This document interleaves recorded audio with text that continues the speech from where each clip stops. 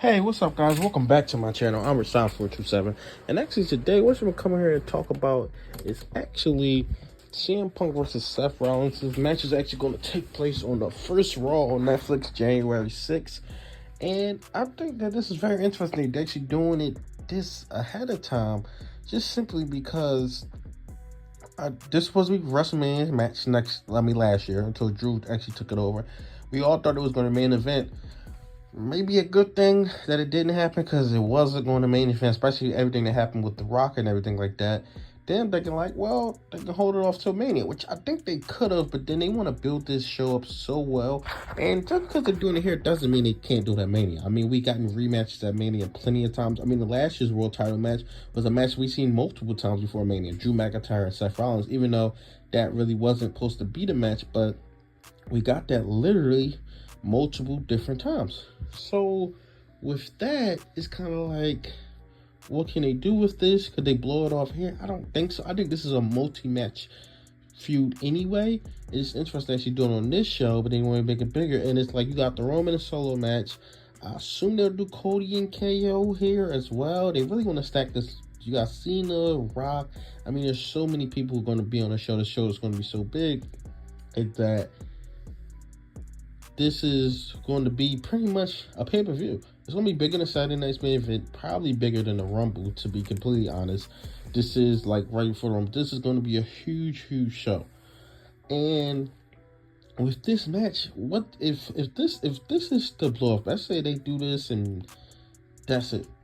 I don't know what either of these guys do at Mania. I mean, just in my head, I mean, you could do Punk and Roman, but do you really want to do that now? And that's another thing. Roman's fighting Solo. Now, the rumor match for Roman was Solo. I don't believe that's a WrestleMania match. Roman and Jacob is a WrestleMania match, I believe. But Roman and Solo is not really a WrestleMania match. I think that's the end to that for you. But the reason I'm adding Roman in, because could you do Roman and Seth? Could you do Roman and Punk? But then if Roman is facing a non-title match, that means we're going to get Rock and Cody one-on-one. Which I believe at this point we're getting a triple threat match between Rock, Roman, and Cody. But what do you do with Punk? What do you do with Seth if you don't have them face at Mania? I just don't see it. Maybe Punk and Gunther, you have them go for the title, then win a title. But then it's like, he could potentially get that night one main event. But then if you have Roman not in the triple threat match with Rock and Cody, you're going to have Roman not main event? I mean, Roman hasn't main evented since WrestleMania 37. And before that, he already had like three or four WrestleMania main events.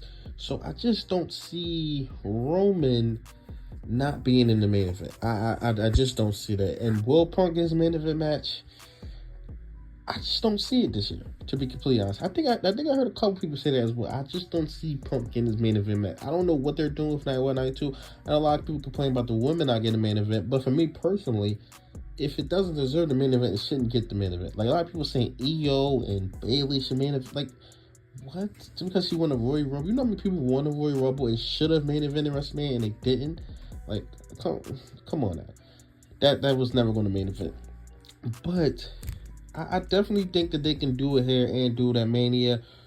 Should they have waited for the first match to be at Mania? I personally think so, but they want to stack up the show, and maybe they have plans for either one of these guys. I think Punk has a couple options at Mania. I do not know what you do with Seth at WrestleMania. Maybe a returning Bronson Reed if he's not, but then is that WrestleMania match? I don't really know. But I think this is a huge match. I can't wait for this match. We're going to be watching it on Netflix that first night of. I think it's going to be a huge show. I think it'll be a great match as well. And think about it, you got Punk wrestling on it's streaming now. This is the first time they've ever been on streaming, but wrestling on TV. This is not something that I thought that we would really see. I was like, because when you first ran, I was like, all right, he probably will wrestle on TV a couple times. Then he didn't wrestle on TV, but now he's actually doing it for this huge show. Will this be a recurring thing? And stuff like that. And will this be a recurring thing because they're on Netflix and they want bigger matches on these shows?